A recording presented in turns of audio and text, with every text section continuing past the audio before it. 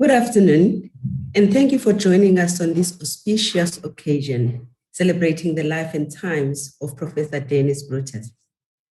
I'm Pamela Maseko, the Executive Dean of the Humanities faculty at Nelson Mandela University, and I'm the facilitator for tonight's Herald and Nelson Mandela Conrad Community Dialogues, book launch, and the Denise Brutus Memorial Lecture.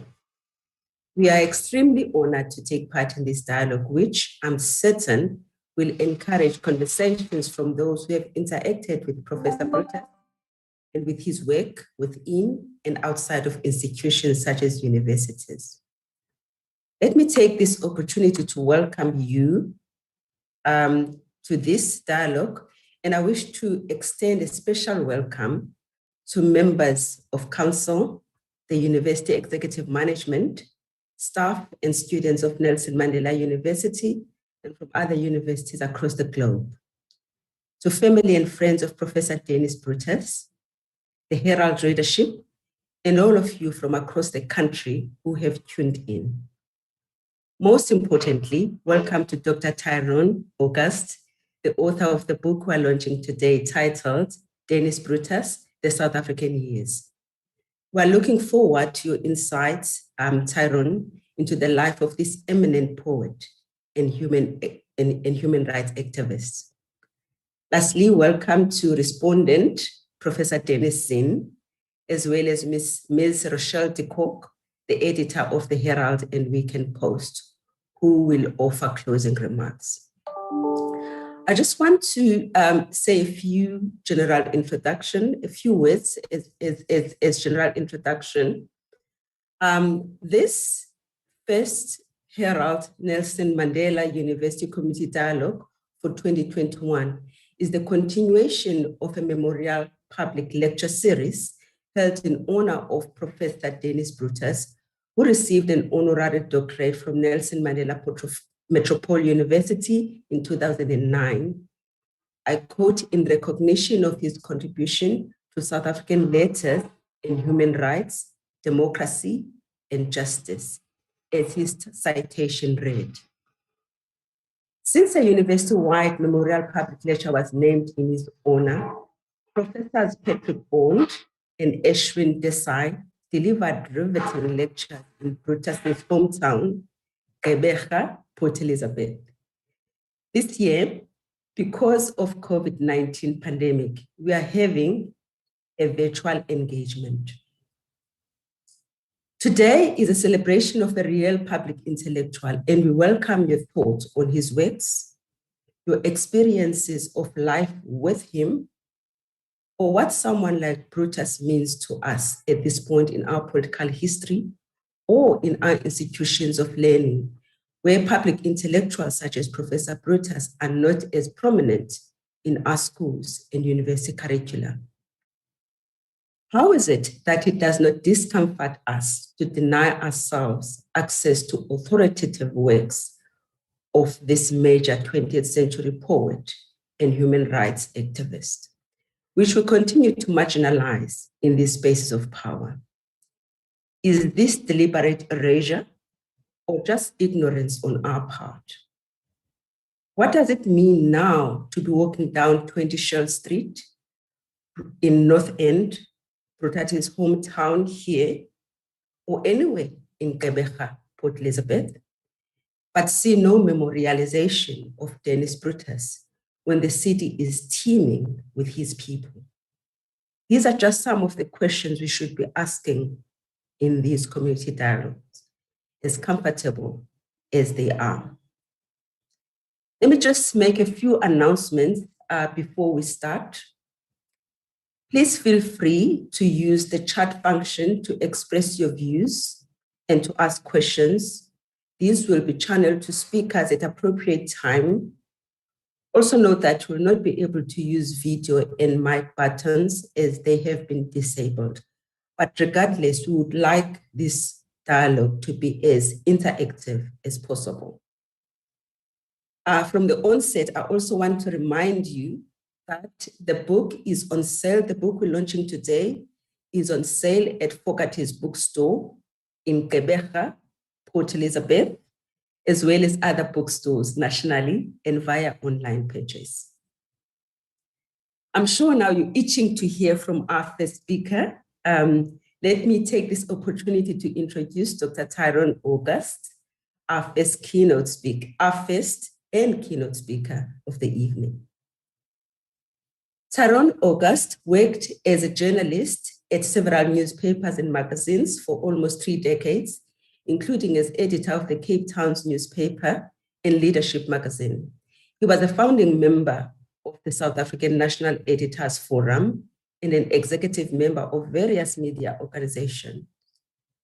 He holds an MA from the University of London and a PhD on the poetry of Denise Brutus from the University of the Western Cape. He was a postdoctoral fellow in the Department of English at Stellenbosch University from 2016 to 2018 and is currently a research fellow at the same university in the Department of English. The book we are launching today, Denise Brutus, The South African Years, authored by Dr. Tyrone August, was included in the prestigious National Institute for the Humanities and Social Sciences Book Awards for 2021 long list earlier this month in the Best Nonfiction Monograph category. A great acknowledgement, Dr. August, of this work, and congratulations. Tyrone, over to you now. Thank you. Good afternoon, everyone. I'd like to start by thanking the Herald, Candid, and the Nelson Mandela University for hosting this event. And what was Port Elizabeth until this morning was, of course, the hometown of Denise Brutus for several decades. So for me, this is a very special occasion indeed. And I'd like to thank everyone for making it possible. And of course, I'd also like to thank everyone who is on the other side of the laptops or whatever devices they're using, participating in this afternoon's discussion. I suppose a good place to start is to try and answer the question of why. Why did I try to write a biography of Denise Brutus? And before I offer an explanation or answer, I'd just like to point out that Denise himself was a bit ambivalent about the genre of biography. And to illustrate this, I just want to share a slide with you showing a poem that he wrote in which he expressed this kind of ambivalence.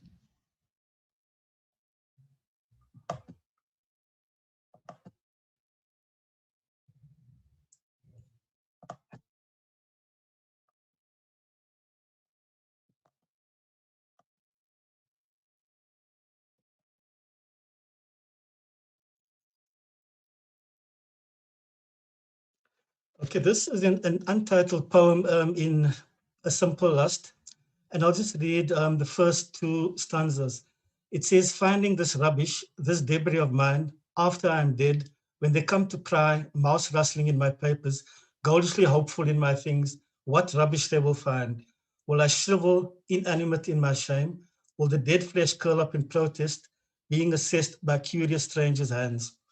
I think after this afternoon's discussion, you can decide, whether I'm a mouse, or whether I am a curious stranger. So leave it there for now. Part of Brutus's ambivalence about biographies that I think he felt it to be quite intrusive. And also the nature of biography is that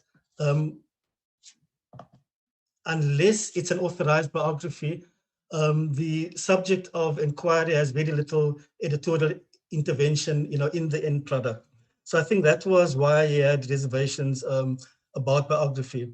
But I think despite his reservations, Brutus's life and his various achievements deserve to be acknowledged and documented in some way. He distinguished himself in various fields. He was a teacher, he was a poet, he was a sports administrator, he was an anti-apartheid campaigner, he was a freelance journalist. And I think he excelled in different ways in most of those fields.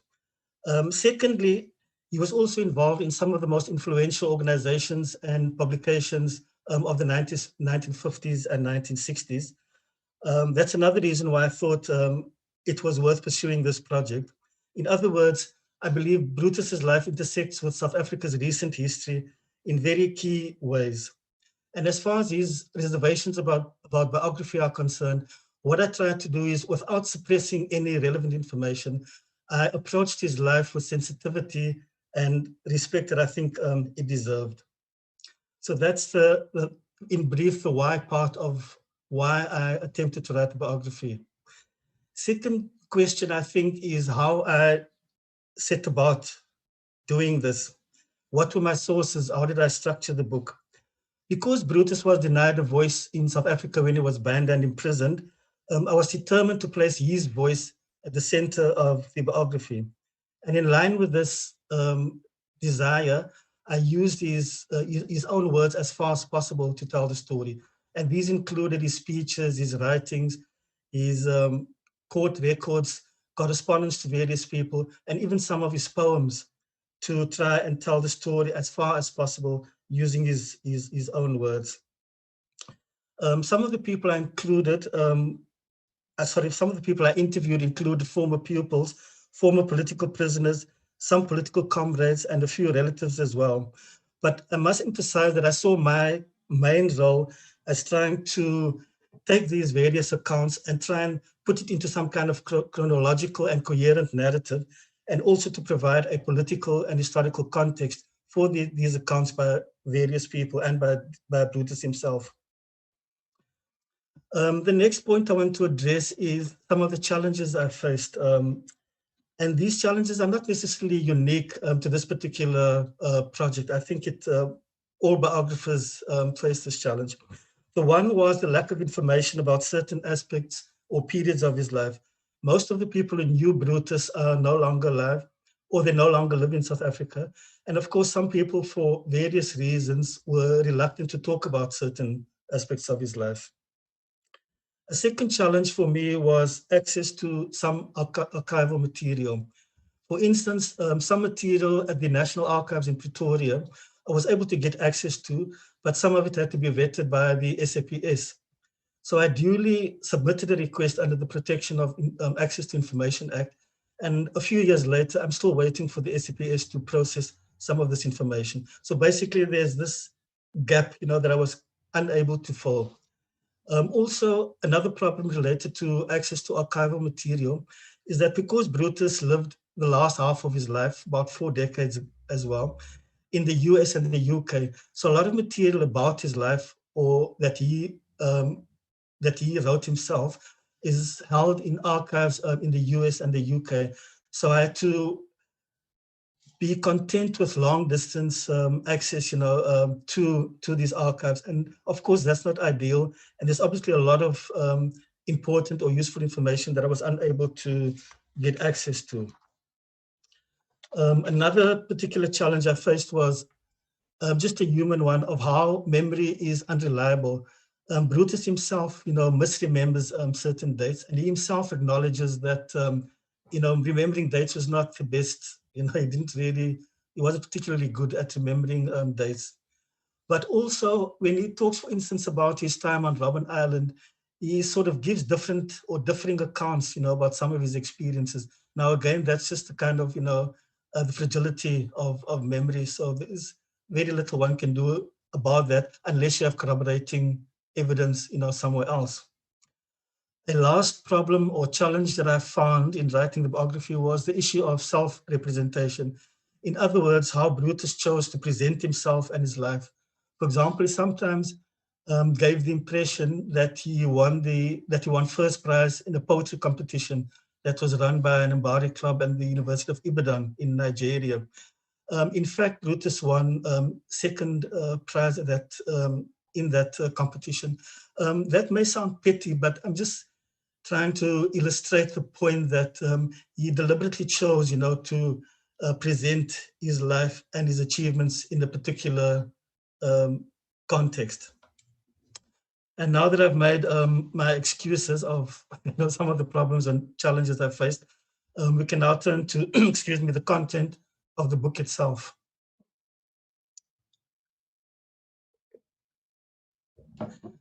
Excuse me. I'll start off by talking about the period that I looked at in the book.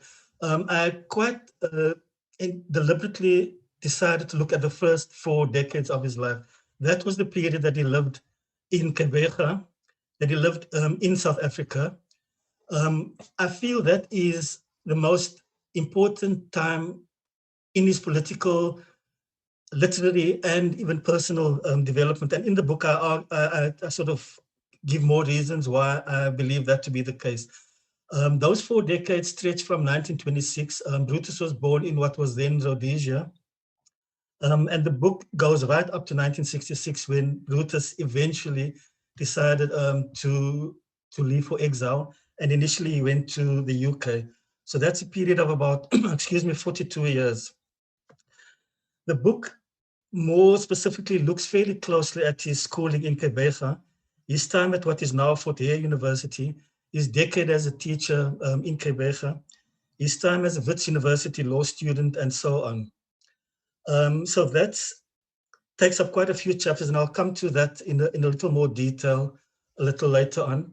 I just wanted to show you the second slide, which I think I've shown you by accident for quite a while now. This is one of the first photographs that I've been able to trace of Brutus.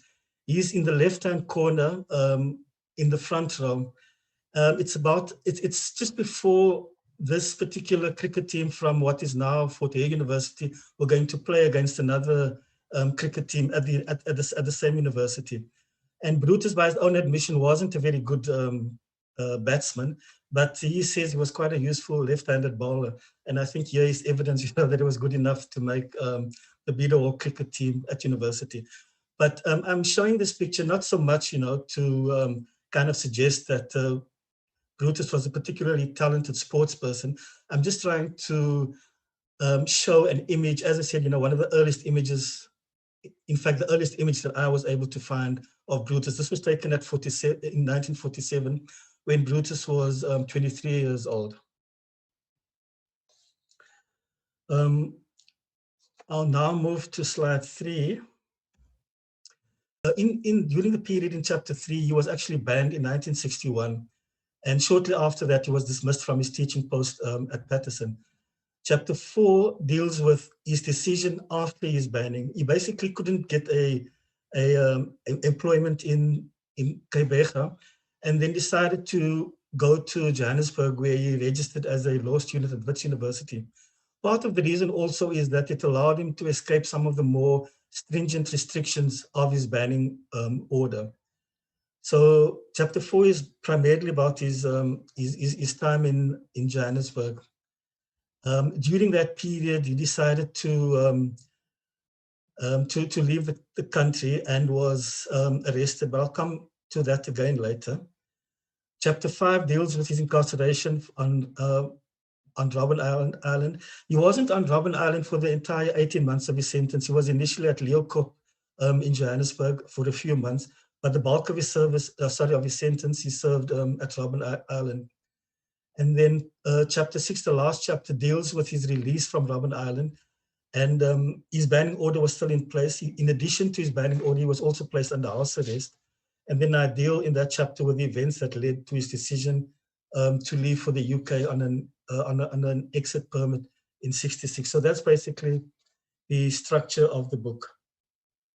But another reason why I also decided to focus on this period, 1924 to '66, is that there's, relatively speaking, the information is far more easily available about his life in the UK and in the US. And I thought it was more useful to try and fill in some of the gaps in his early life in South Africa. So that's the structure and the kind of broad outline of the book. To speak to some more specific issues about the content of the book, I tried to identify some of the key moments in his life. And I submit that his informal education at home by his parents, Francis and Magdalene, was a key factor in awakening his interest in literature, in particular in the poetry of the Romantic and Victorian periods. I won't go into that too much at this point because of time.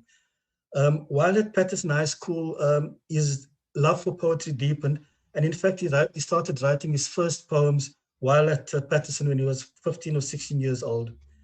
His teachers at Patterson, many of them were members of the Teachers League of South Africa, and they obviously played a key role in making him aware of politics.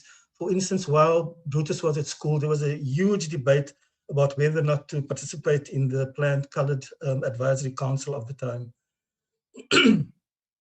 His love for literature further deepened while at Fort Hare University, and in fact, his first poem that was published appeared in a student publication. And being at Fort Hare, there were many students from other parts of the continent, and I argue that that was an invaluable part of Brutus's political education. So to sum up, his experiences in his early childhood and early adulthood, that led to poetry and politics becoming the two main preoccupations of his life. As I said, he started writing poetry while at high school in the late 1930s and never stopped. And his formal entry into politics began when he joined the Teachers League in 1950, when he was a teacher at Patterson High. Now, to just speak very briefly about his poetry. In terms of content, he wrote about a wide range of subjects, from intensely personal feelings to explicitly political concerns. And his rationale was summed up in the following quote in the next slide. He said in an interview, he wrote in this particular article, "I think that poets who decline to deal with the real world and who exclude politics and everything else that happens in life from their poetry do themselves a disservice." And here's the key line: "Nothing that is human is alien to the poet." And that informed Brutus's approach to writing. Sometimes he attempted to combine both the personal or the private and the political or public in the same poem. And I'll show you an example in the next slide. Night Song City, I think this is one of his most well-known poems. It can be read as a poem to someone that he loved, or it can be read as a poem to South Africa, the land that he loved. I'll just read the first few lines. "Sleep well, my love, sleep well. The harbor lights glaze over restless docks. Police cars cockroach through the tunnel streets." And it ends by saying, "The long day's anger pants from sand and rocks. But for this breathing night at least, my land, my love, sleep well." So as I said, he attempts to do, to speak in the same poem, it's a more personal poem. It can be seen as speaking to a woman that he was in love with. I'm not sure, we'll come back to that later. I'm not sure if that is necessarily his wife, but we can talk about that later. But also the poem quite clearly shows his deep affection for South Africa. Brutus, in terms of the form that he employed, he wrote in a diverse range of form and styles, including sonnets and poems influenced by African oral poetry and Japanese poetry. Under the influence of the poet John Donne, he intentionally employed obscure or complex images and symbols in his poetry. And this is especially evident in his first collection of poems, Silence Knuckles Boots, which was published in 1963. While in prison, though, Brutus reconsidered this almost esoteric approach by his own admission to poetry, and he decided to write in a more accessible way in order to reach a broader audience. And in his very next collection in 1968, Letters to Martha, you can see a shift in the form of his poetry. This doesn't necessarily mean that Brutus, went from one point where he wrote sort of forms in traditional formats like the sonnet to free verse. In his writing, he constantly moved back and forth, between different kinds of writing. So I don't think one should read this as a kind of linear move, from one point or one form to another form. The next point that I want to raise is about his political activism. As I said, poetry was one of the key passions of his life, and politics. Politics is a bit of a misnomer. His political involvement was not so much about power, it was more about compassion, about people. But I'm just using the term political in a very broad sense. Brutus's poetry was strongly influenced by the following belief set out in the next slide. This is another article that he wrote later in life, but that was evident even in his early period in South Africa. He says the obligation to influence and change society rests on all of us. So far as we are all part of society and involved in all humanity, I firmly believe that it is not sufficient to describe the world or even to understand the world. We must seek to transform the world. And of course, those who grew up on Karl Marx's writing will recognize the echoes there, where Marx said it's not enough just to interpret the world. We need to change the world. So Brutus was obviously very strongly influenced by that kind of worldview. As a result, he became involved in a range of organizations, among them, as I've mentioned, the Teachers League. He also became involved in the anti-colored affairs department movement, the anti-CAD movement, and both of these organizations were aligned to the non-European unity movement. At a later stage, especially after Sharpeville in 1960, Brutus decided to throw his political allegiance behind the ANC. He felt at that stage the ANC offered the most viable option for mass-based opposition to apartheid. He was also one of the key figures in the Colored National Convention in 1961, and we can talk about that a bit later. He was also a leading figure in various organizations which campaigned against sport. And in particular, these are the Coordinating Committee for International Recognition in Sport, followed by the South African Sports Association. And Brutus argues, in fact, that this is the first non-racial organization in South Africa. Some of you may want to debate that, but that is how he saw it. And then the South African Non-Racial Olympic Committee, SANDROC, which campaigned for many years to get South Africa excluded from the International Olympics. At the core of his political philosophy, I would argue, are two points. The one is there was an unwavering commitment to non-racialism. And secondly, he was driven by a pragmatism informed by strategic, practical considerations rather than by dogma. And again, we can talk about that later.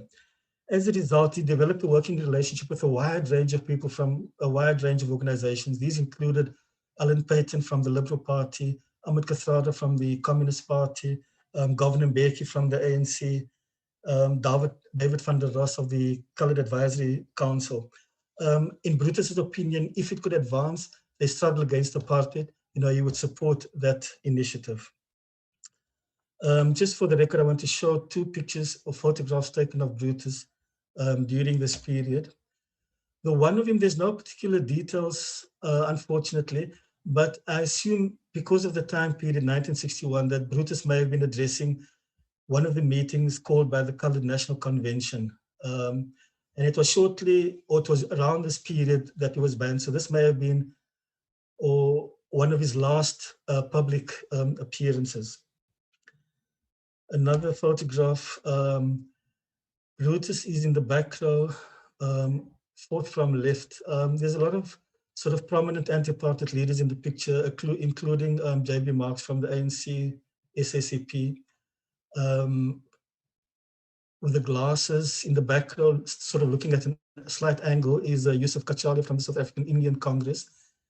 The woman that's slightly obscured in the right-hand corner of the photograph is Amy Thornton. She was from the Congress of Democrats.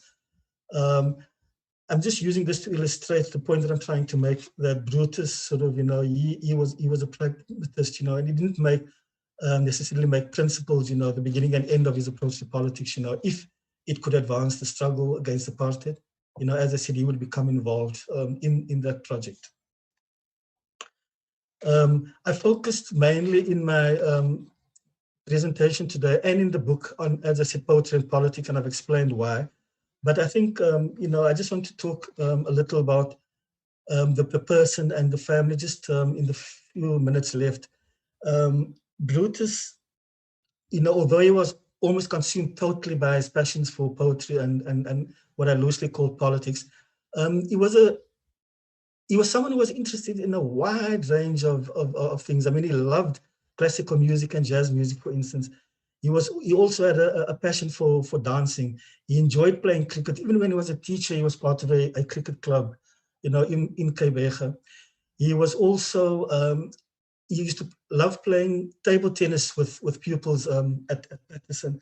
So it wasn't as if Brutus was this kind of, caricature, that he was just like driven, by one or two things. He was, if there is a word like normal one can use, he was a kind of ordinary person, and he had, different interests in life, but, he devoted most of his time to, firstly, I would say, in the end, politics, and then secondly, poetry. And as a result, of course, his family life suffered.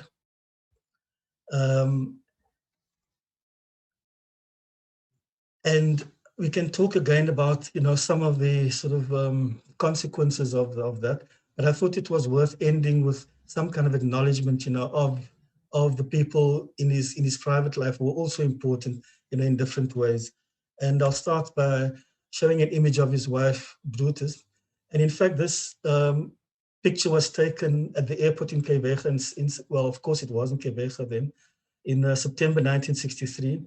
And she was at the airport. She was on her way to visit Brutus in Johannesburg. This was after he was shot when trying to escape from police custody. At that stage, he was under police guard at Coronation Hospital in Johannesburg.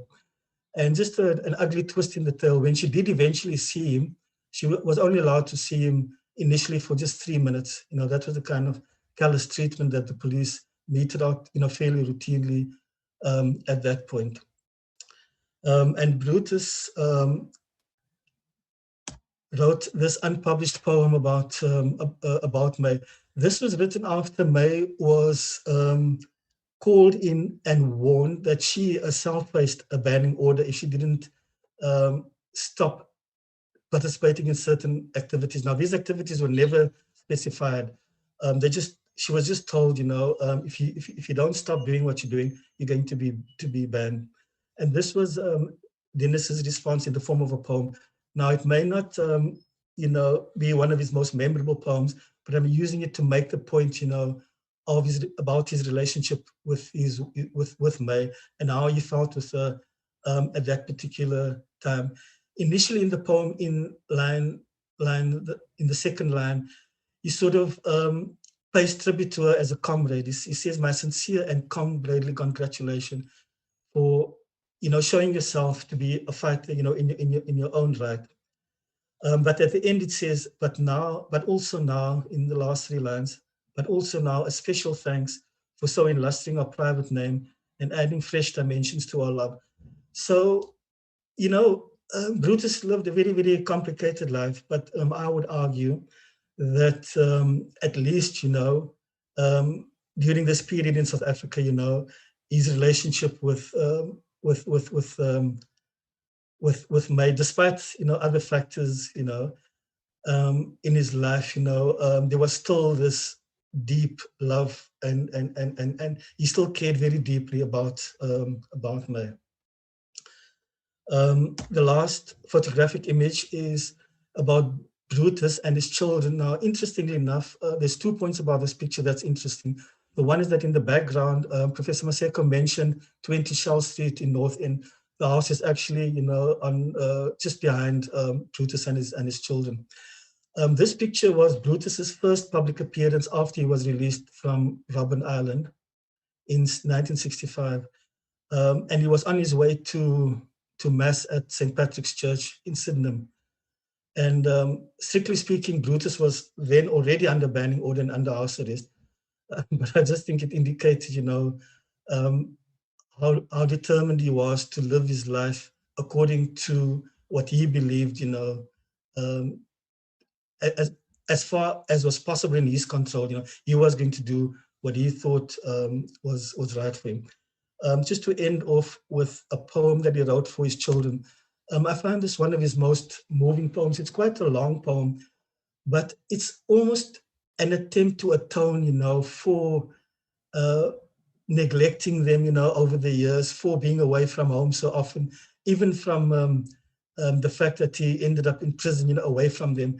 And apart from sort of, the emotional impact, of his absence, of course, there were financial difficulties for the family at this stage as well. And in this poem, he's asking them to please forgive him and to try and understand, and he says, in adulthood, hopefully you'll understand why I did it. And I'll just read the last stanza, which I think is quite poignant. It says, I will not ask you then to add what I do now, my loneliness, my failures, my amalgam wish to serve, my compelled me to work, and at times I hoped to show you a better world. So this is Brutus in a way trying to, is very clear that it's not necessarily an apology, but it's a recognition of the effects, of his life and his lifestyle on his children. And I'll leave it there for now. We can talk about some of the other issues during question time. I'm just trying to stay within my allotted 25 minutes, which I think I have done. Thank you.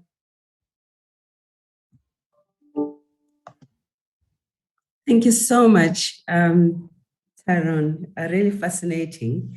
I'm fascinated. I was fascinated in your introduction when you talked about what strategies you adopted to write the book.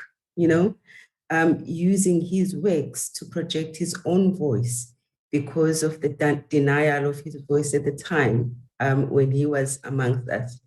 I'm also fascinated by the archives he used. And I think it resonates with me when you talk about the difficulty in accessing an archive that is out of the country, or even archive within the country. So how do police services still own such important work that we desperately need to have access to? And so you need to be applauded for having a product like this in the end. And thank you so much. And now we have Professor Denise Zinn, who is going to be a respondent. As you will see in the short bio that I'm going to be reading, Professor Denise Zinn shares a lot. There's a lot in common between her and Professor Brutus. So Professor Denise Zinn is an adjunct professor in Nelson Mandela University's Faculty of Education.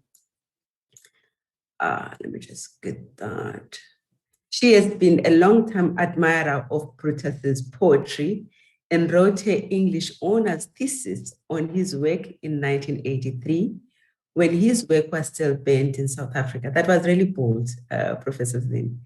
Like Brutus, but 2 decades later, she started out as a teacher of English in Port Elizabeth,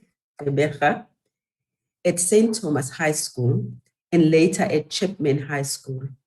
Like him too, she was a member of the Teachers League of South Africa, as well as the New Unity Movement.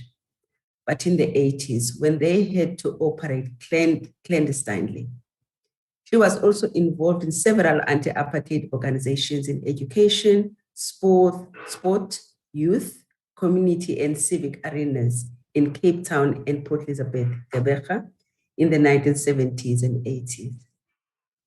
In 1990, a scholarship to Harvard University enabled her to obtain a master's and doctoral degrees there. On her return, he was involved in teacher education at Rhodes, Fort Hare, and Nelson Mandela Universities.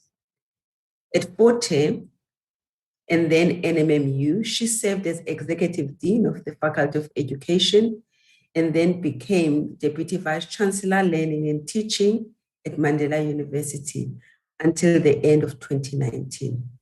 She currently works for USAF, University South Africa, leading the Women in Leadership program. Over to you, Professor Zinn.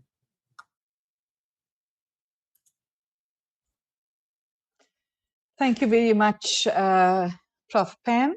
And also, of course, thank you very much to you, Dr. August, for this really quite brilliant book, and to the organizers for inviting me to be the respondent. It's a true pleasure and honor for me to have been asked because of my interest in Brutus, and also because of the ways in which our interests and organizations intersected. But first, I'd like to start by acknowledging what a wonderful piece of work this literary biography is.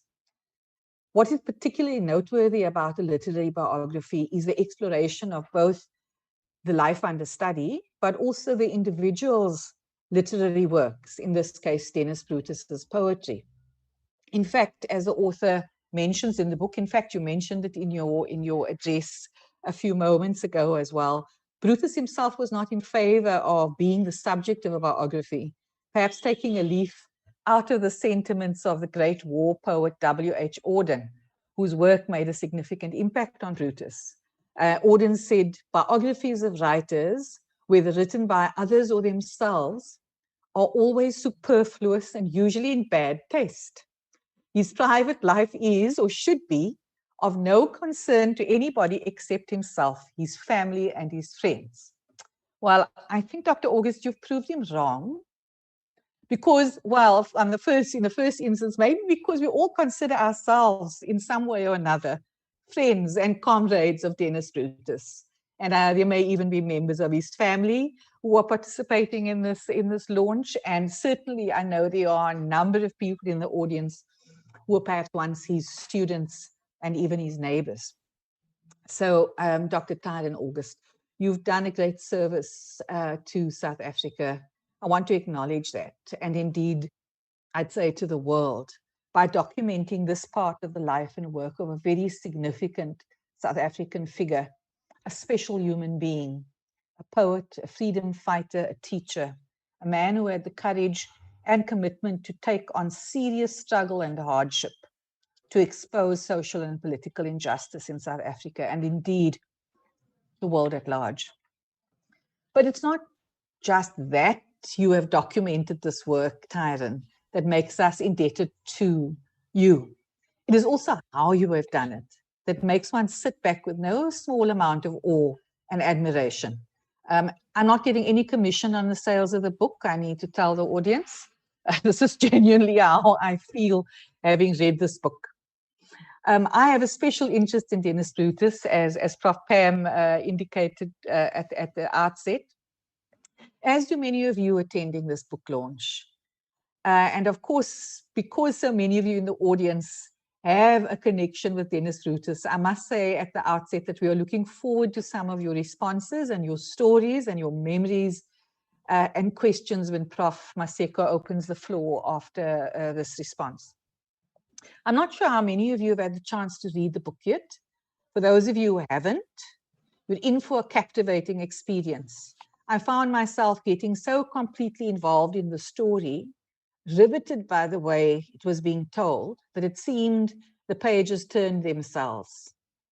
And while it is tempting to jump straight into Brutus and his lust for life, which was anything but simple, first we have to stop and pay due homage to the work of the author, Dr. Tyrone August, who's done such an amazing job of weaving together the vast amount of research he undertook into a seamless whole, that as reader, one becomes completely immersed in the life of this complex, seemingly fearless, often vulnerable, and always intriguing man, Dennis Brutus.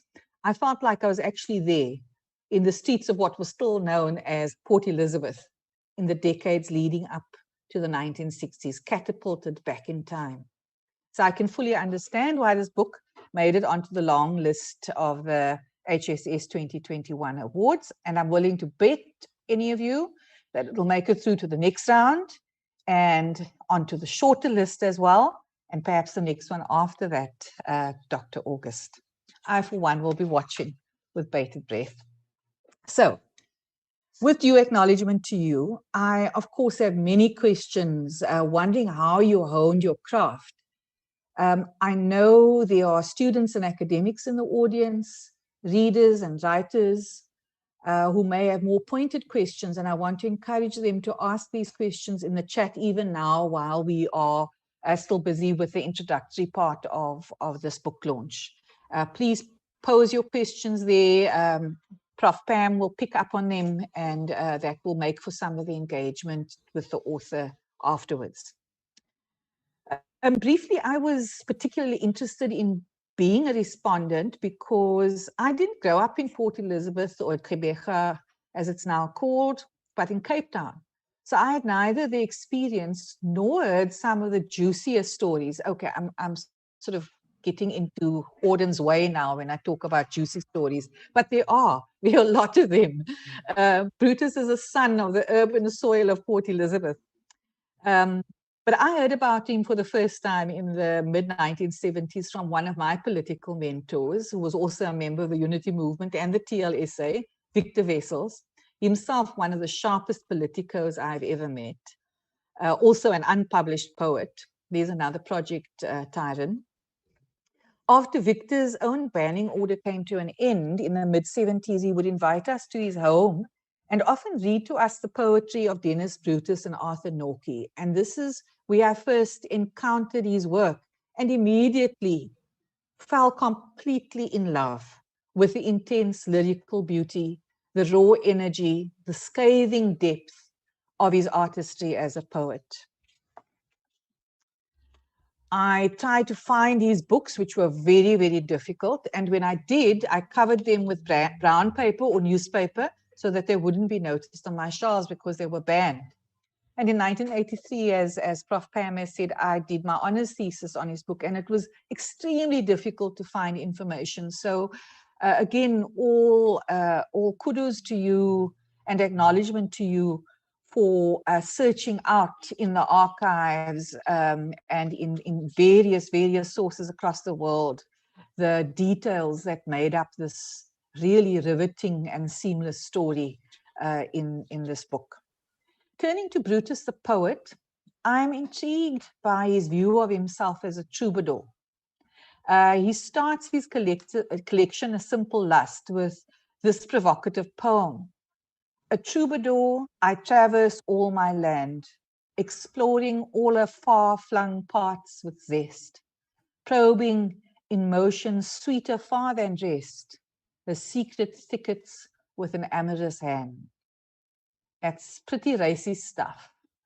And I longed as an English teacher to teach his poetry at school because it was so poignant and so pertinent. And of course to university students as well, but I couldn't. And so my question to you, Tyrone, and I suppose to members of the audience who are literary experts as well, what is the special significance of this descriptive image of a troubadour? And to what extent is it a valid one? Perhaps you could say a little bit more about that if there's a break, if in questions from the audience. Next on to Brutus, the teacher and the activist. Much of the overt political work he did, as you said, was when he was a teacher. And as a teacher, then a sports person, and then becoming an activist within the sports arena. He made clear his resistance to the laws of the country through these roles and also the organizations, and its assault on the human rights and dignity of all its people. He was part of several political organizations, as you have told us, and in particular took up the anti-apartheid struggle in sport. I'm sure the audience have many stories, and again, I'm responding also through you as the audience to tell some of those stories because I've heard them in snippets, and I think they would make for some quite entertaining engagement. Well, maybe not entertaining, but interesting engagement around some of the things that Brutus did as a teacher, as a sportsman, and of course, as an activist. For me, as a teacher and community member in PE, when I arrived here in 1980, I had heard of Brutus the poet, but I hadn't even realized that he came from this region. So it was when I became involved in the SACOS organizations, whose motto was no normal sport in an abnormal society. It was then I got to understand the role that Brutus had played in getting South Africa isolated from the international sporting arena. The sports comrades and teachers in PE had several very serious but also very entertaining stories about the daring and seemingly fearless Dennis Brutus in his years as a teacher at Patterson and his many exploits in the city. Tyrone's book documents in some detail the courageous stand and some of the rebellious activities that he undertook, both as a teacher and a sports activist. Details of how he spearheaded the establishment of the South African non-racial Olympic Committee, SANROC, and all the dynamics around these developments make for interesting reading. This particular focus of his anti-apartheid activities resulted in South Africa being banished from international sport. This is no small feat. We all know what sport means to South Africans, and in particular to the previous regime. It was these strategic political activities that got him to be so hated and reviled by the apartheid regime that he suffered particularly harsh treatment during these stints of imprisonment, including on Robben Island, and his several periods of bannings by the South African police state. The grim details of the brutal treatment he suffered is both compassionately and at the same time dispassionately narrated or treated in the book. A rare achievement, and again, this has to do with the craft of and the artistry of the author, that is you, Tyrone. Brutus was a man who could not but be called a man of passion. And this is an interesting word to explore, by the way, because until I looked it up, I didn't realize that the word passion comes from the Latin root parti, or the Old French passio, and at its core, it means suffering or enduring. One source says that passion is, at its core, a form of pain that demands to be quenched. And as I thought about that, I thought how well just that particular word goes with Dennis Brutus, his poetry, his politics. The evidence of this passion, of his suffering, is very visible in his work. There are those who have suffered similarly, who still have to tell their stories of the kind of brutality they had to endure. We know of some of those who were brutally killed by the apartheid state. But berating his own self-pity, Brutus says in his first poem in Letters to Martha, there are those who endure much more and endure. For Brutus, despite the despair and desperation he experienced, he got to revel in the success of his efforts, which is captured in the following poem. And I'll just read the first stanza. Let me say it, for no one else may or can or will or dare. I have lashed them. The marks of my scars lie deep in their psyche and unforgettable, inescapable. This poem, of course, hints at Brutus's ego. And Brutus himself invites us to scorn him, doesn't he, Tyrone? He invites us to scorn him when necessary. And it's clear as one reads and hears of his exploits and his own accounts of them that he had quite a large ego. Yet it is also clear that he also had large doses of humility and vulnerability, as well as a deep sense of compassion for fellow human beings, even those who held him prisoner. And there are a few poems actually that speak of his understanding of why the prison wardens acted the way they did. I don't know how many of you know that popular song by Rag and Bone Man, which says he's just a human after all. And really with Brutus, as one looks at all of these complexities, these polarities in his own way of being, he is just a human after all, but a very special one. The message that lingers in that particular poem, the piece of that poem, is the way it mirrors the brutal physical and psychological treatment meted out to him as a political prisoner. He acknowledges in the same poem, and I quote, "Of course there were others who served, and much that I could not have done, but I'm part of the work, and they connected with me. They know I have done them harm. They who are artists in deprivation, who design vast statutory volumes and spend their nights in scheming deprival. I have deprived them." And there's a sense of absolute victory despite everything he has endured. So Tyrone, I really marvel at the way you as author have managed to recount some of this period of Brutus's life. There are, for example, issues related to his family, but recounted with the greatest of respect. And I wonder how they felt, and I know you interviewed some of them, how they felt about Brutus, the father, Brutus, the husband. And that poem that you read at the end, of course, was extremely poignant about what he asks of them as they remember him. There are brief details about his love life, just enough to get us curious, but not enough for us to actually know. So Auden would be proud. There are lots of details about his religion and how that kept him going, his despair, his activism, his torture, without, I think, falling into the traps that Auden warned about. I wondered, Tyrone, how, if you could elaborate perhaps on how you managed to keep the authorial voice as neutral as you did, because I think that must have been really difficult to do. So deep and vicious is the wrath of the state that they leave him with no room, Dennis Brutus, to turn, to continue to make a meaningful contribution and except to go into exile. But this severing of the physical connection with his beloved homeland is paradoxically both eviscerating and liberating. Another of my favorite poems of his is where he expresses the sense of loss, of not belonging anywhere, with evocative and quite wrenching sadness. And I'll read again just the first part of this poem.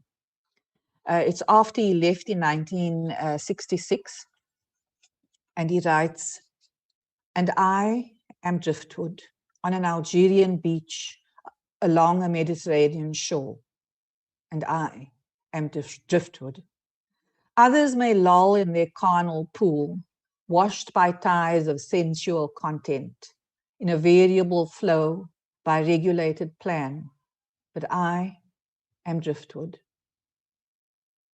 So as Tyrone recounts in the biography, Brutus reaches this point where he refused to be a South African, and I quote from Tyrone's book here, "He refused to be a South African citizen on the terms prescribed by the government. And despite his deep, deep love for his country, he had to almost pragmatically, as was so much of his other decisions, to reassess his attachment to South Africa. And as Tyrone says, began to think of himself as a citizen of the world." We know, however, that Brutus never truly let go of the struggles he was a part of. He comes back to his beloved land as soon as he's able to do that. And I just want to hold up my special signed copy, and I'm going to open it in his calligraphic handwriting. He had a very beautiful handwriting, and there he is with all his hair. It's yellowed with age. That he left this country and took up broader struggles on the world stage. Still, he continued to play a part in the struggles in South Africa, vicariously, sometimes directly in other ways. And now this biography accords Brutus his rightful place among those whose work, courage, and commitment deserve to be recorded for history. We thank Tyrone most sincerely for dedicating so much of his time and effort to ensuring that this gets done.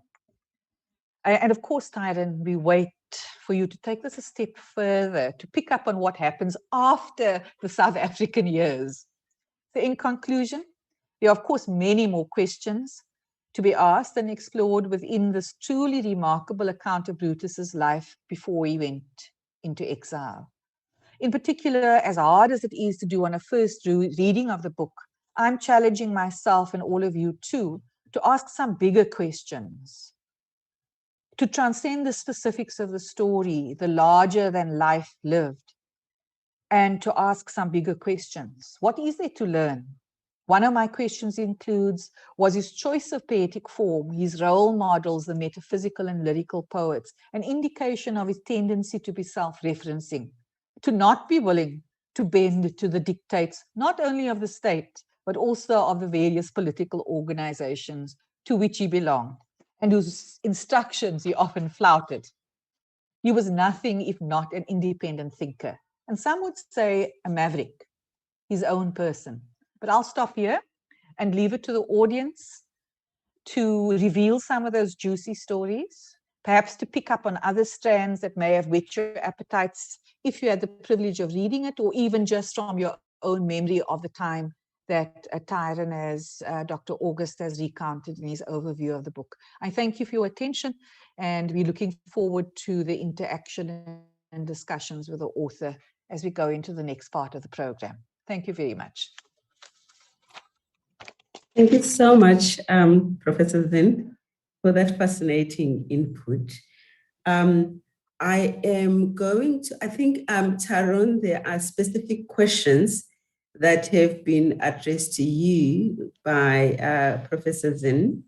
And again, I would, as Prof. Denise has said, I would like the audience to please field questions to Tyrone. He's here to respond to any questions you might have, as well as Prof. Denise, about the book, about the life of this great person from this region of the country. So please interact with them through the chat function here. So Tyrone, I'm just want to check with you. Did you note the questions that were addressed to you by Prof, or you can respond freely to Prof. Denise? I made a note of a few of the questions. Is the first question I would like to respond to is about my voice and seemingly neutral tone that I adopted. It's on the one hand, it may seem that there's a simple reason for that, but on the other hand, it's a bit more difficult to answer. On the one hand, I'll say that, as was mentioned, I'm a journalist, that's my background. So I think, my approach to journalism, as most people are trained, is to try and be fair, to try and provide a context for what you write. I think that in some ways it's kind of small answer. I tried not to be judgmental. I tried to tell his life story. And the fact that I tried to tell it in his words was sort of like allowed me to keep a kind of, arm's length distance, from the story. But I think secondly, I did also mention, that not only the fact that Brutus felt that way, I think generally, I mean, Denise mentioned Auden as well, that there is this aversion, even intense dislike, of the genre of biography, because it's seen as invasive and intrusive. And I think that's a fact, I'm not quite sure if I asked myself the question before or after I wrote the book, but I did pose the question to myself, if it was my life, how would I feel if certain things, were revealed? So that wasn't a kind of a conscious barrier. It wasn't a kind of restriction, because as I said in my opening remarks, there's nothing that I came across that I felt was relevant that I suppressed. But, I wanted, like I think anyone deserves, anyone's life deserves to be treated with respect and sensitivity. So I'm not quite sure if I have a complete answer yet, but it's a mixture of those reasons. Another point that that Denise mentioned was about the troubadour poem and the troubadour persona. In my PhD, I looked into that in far greater depth. I mean, Brutus is not quite sure how he developed this notion of himself as a troubadour, but partly what he does recall informed that decision was, especially when he was in Johannesburg as a law student. The rest of his family was in Port Elizabeth. So him and his wife, May, used to concoct reasons for him to travel up and down. And that's when the notion of a troubadour, a traveler, someone moving, back and forth, first arose in him. But as I said, he himself is quite vague about, how that notion first arose. But if you look at the poem that Denise read more closely, there's sort of three aspects that Brutus touches on in the poem, and that in interviews he comes back to over and over again. The three aspects that Brutus believes belongs to a troubadour, or characterizes a troubadour, is that he's a singer, someone who I think maybe not literally sings, but someone who loves life. He was also a fighter.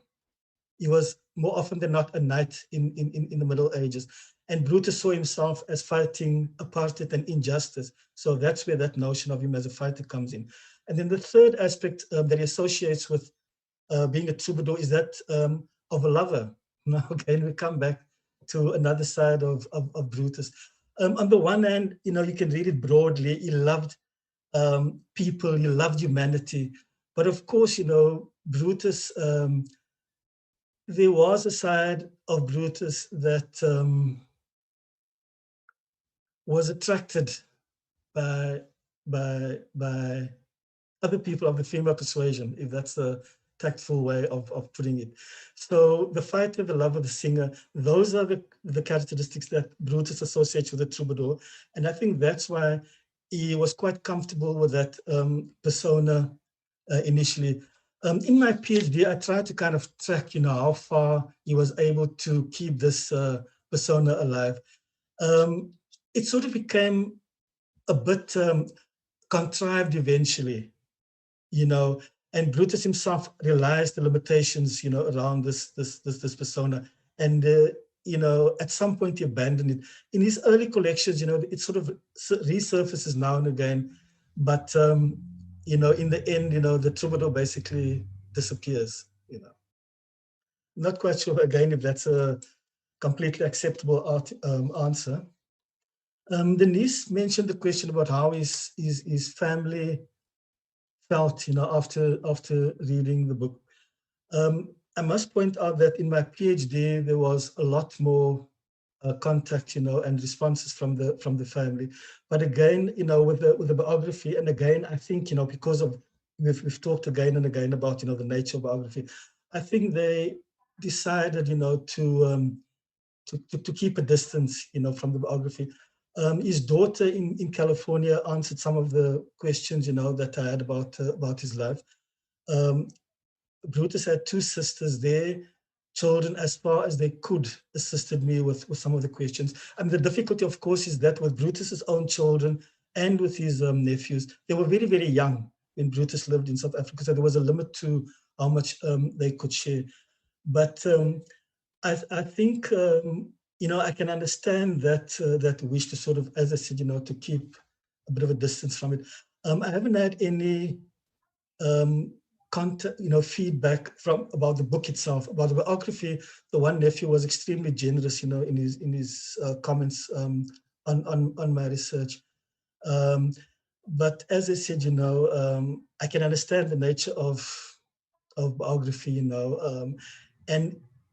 it was difficult to kind of balance, one's considerations, not to offend or to hurt, but at the same time to tell the story as truthfully and as honestly as possible.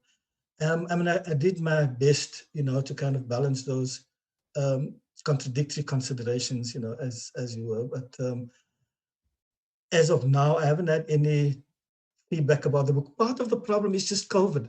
The book was at the publishers for months. The first time there was some kind of public event around the book was in August. This is basically the second. So the lockdown has also caused problems apart from anything else.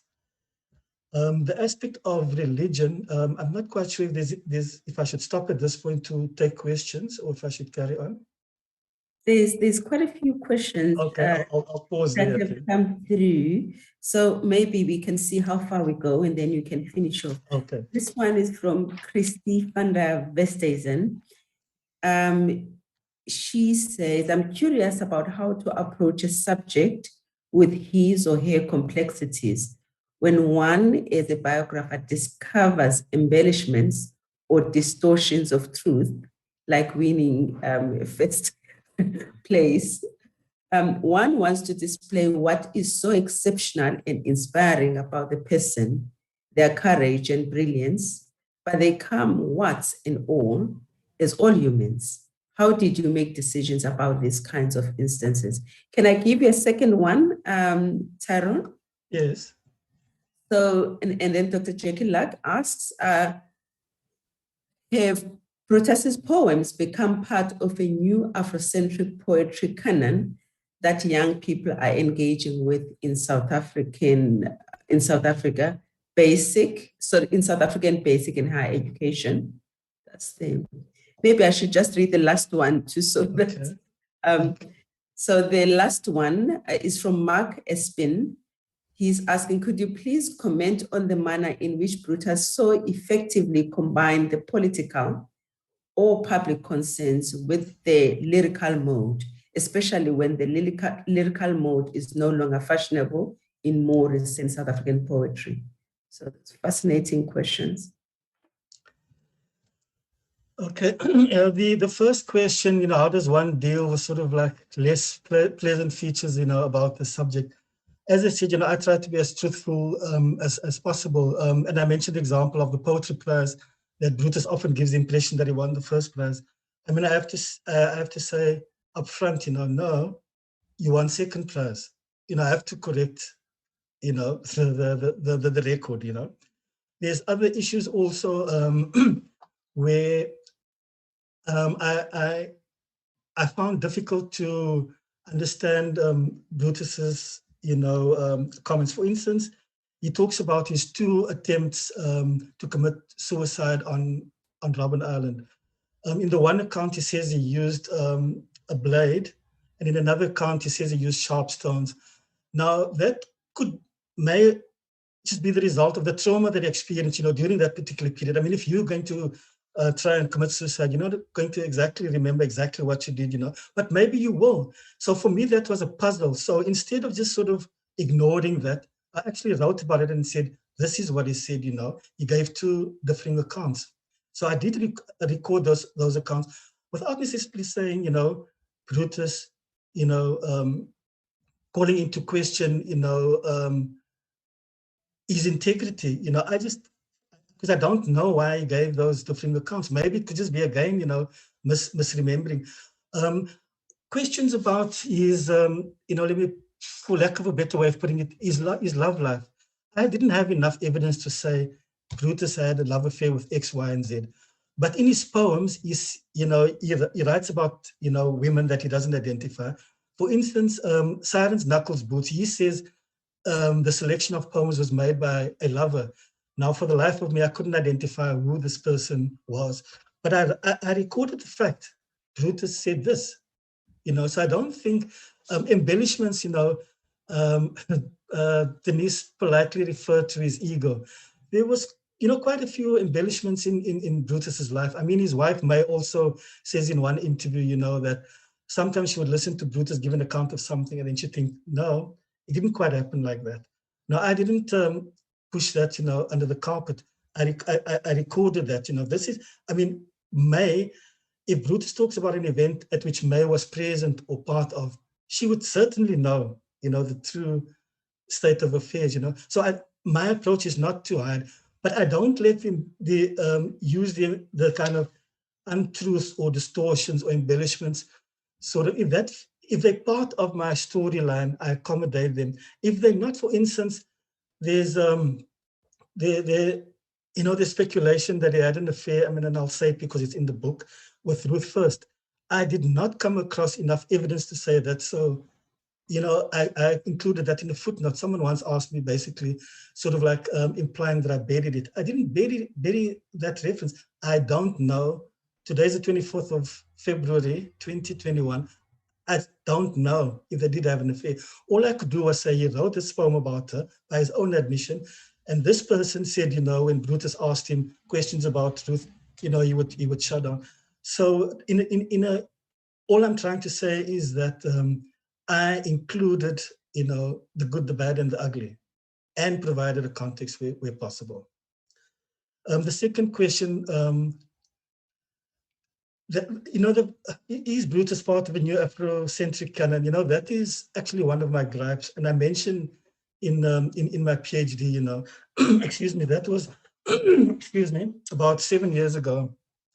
At that stage, Brutus' work wasn't prescribed work at any high school in this country. I mean, at some universities, he does feature occasionally, but he's not really become part of the canon in this country. And over and above that, no collection of his poetry has ever been published in South Africa. Not a single collection, So again, there's no way he can become part of an Afrocentric canon if his work isn't even freely available. It's been published in Nigeria. It's been published mainly in the US. Sometimes One book, Protest in Poetry, which includes some of his poems, was a joint publication by UKZ and a US publisher. But to answer the question in short, he is not part of a new canon in this country, you know. And I think elsewhere in the continent, I mean, I've spoken to people who told me Brutus was taught in the Cameroon, for instance, and of course in Nigeria, where people like Wallace Yonke knew Brutus, you know, and some of those people that I, again, you know, I have to refer, unfortunately, to my PhD, because that deals in far greater detail with the poetry, where it was sort of taught at universities in Nigeria, but, you know, his poetry hasn't had the same kind of exposure in South Africa. So he's not part of any new canon, never mind Afrocentric canon. The last question from Mark.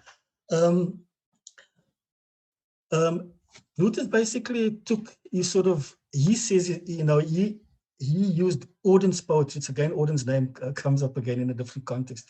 That was basically inspired him, he says, to kind of use these dual voices in his poetry.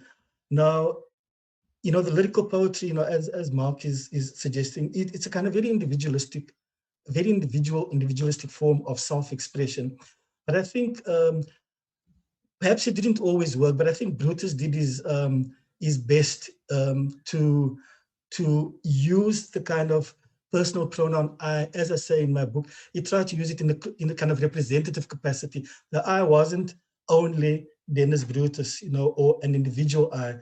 It was a collective I. And in the epilogue, I also referred to other literary critics who point to the history of the lyrical poem, that it's not only or exclusively a kind of individual voice. It has often addressed, you know, issues in the public domain. So all I can say to Mark is that this is what he tried to do, you know. I mean, there are times in some poems that Brutus explicitly identifies as poems where he used both voices, where either I can't see it or I don't think it works.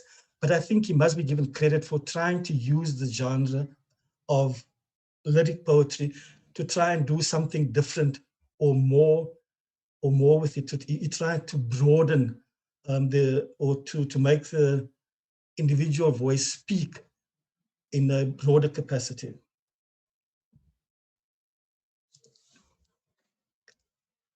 Thank you so much. Thank you so much, Tyrone. We're winding down actually. We about to finish, but Denise, I would like to give you just a minute to just say something to add, anything from on what Tyrone has just said. Thanks, Prof. I don't really have anything more to add other than to say to people, please go and read this book. You are going to find it really, really interesting, because it's, you know, speaks of the city that we live in, and some of you aren't from here, but it speaks of this city in ways that just provide depth, provide a sense of the time, and really the great contribution that has come out of the Eastern Cape. I mean, I always have to say just how much the fighters from the Eastern Cape have contributed to freedom in this country. So he was one of those, and I'd really like to encourage people to read the book. And I think also just to ask of Tyrone, please, we're really wanting to hear what happened afterwards. You know, it's like we're waiting for the sequel. So I think you've got to put your hat back on, your researcher's hat back on. You've certainly proven yourself to be able to write a fine biography, and we're looking forward to part 2. And sorry, just a last thing to people in the audience, please write somewhere those comments that I have heard you whenever I've bumped into you in the supermarket or on the beach or wherever, to say, oh, and do you know that Brutus did this? And did you hear about the time that happened? And so on. So we'd love to fill out this with the stories of the people of whom he was a part. Thank you. Thanks, Prof. Thanks, Thank you Tyrone. so much. Thank you so much, Prof. Denise. Again, just a reminder that the book is on sale at Fogarty's bookstore. And if I'm not mistaken, this bookstore is on the main road in Woma. Am I right, Prof. Denise? Yes. Yes, between 11th and 12th Avenue. Yes, thank you very much. So, of course, you can also get it in other bookstores nationally and order it online. Thank you. Thank you.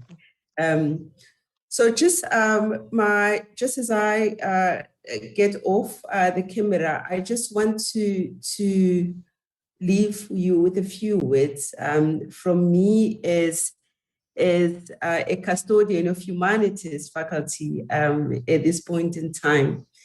Although it would seem difficult to pin Professor Dennis Brutus into a specific discipline, but having spent several years as a writer and teacher of English and Afrikaans literature, both at school and university, and his contributions as a public intellectual, as humanities, I feel we can claim him as one of our own.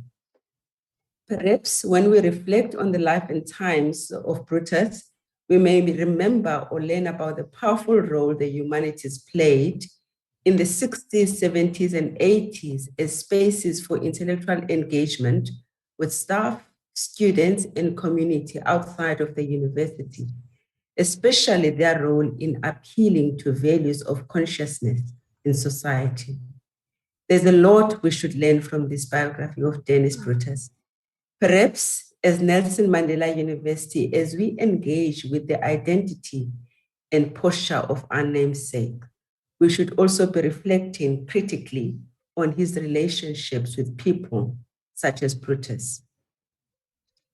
From me, thank you very much. I really enjoyed this dialogue. Now I hand over to Rochelle, our last speaker, and I'll read a short bio of Rochelle. Rochelle de Kock is the editor of the Herald and Weekend Post, 2 newspapers. She has spent the last 13 years in various roles in the news industry, 10 of which she spent focusing extensively on the political coverage of the newspaper platforms. Now, Rochelle is 34, and at age 34, Rochelle is the youngest editor in the Arena Holdings stable. Thank you, Rochelle. Over to you. Thank you, Pamela. With that parting shot, now everybody knows my age. I'd really like to just say, I thoroughly enjoyed that discussion. And I think the big takeaway for me as a journalist is the fact that, it's so important for us to document history. It's so important to have archives. And I think, what Tyrone has done is exactly that. And it's the kind of telling of history that we so desperately need, to tell our authentic South African stories, our authentic PE or Kabeja stories. and for me, that was the big takeaway, definitely. On behalf of the Herald and Nelson Mandela University's CANRAD, I'd like to just, thank you, Professor Denise Zinn. We all know you in the city, you contribute so much to the academics, but I really just want to, to thank you for, your passionate and really clear contribution to the discussion. And it's very clear that you well acquainted with the topic. And I'm so keen to, in fact, have discussions offline with you about it. I'd like to thank you, Pamela, for facilitating this discussion, and Tyrone, Dr. Tyrone August. This is such an important book. It's so important. It teaches us a lot, and as I said, especially as a journalist, I have some big takeaways from it.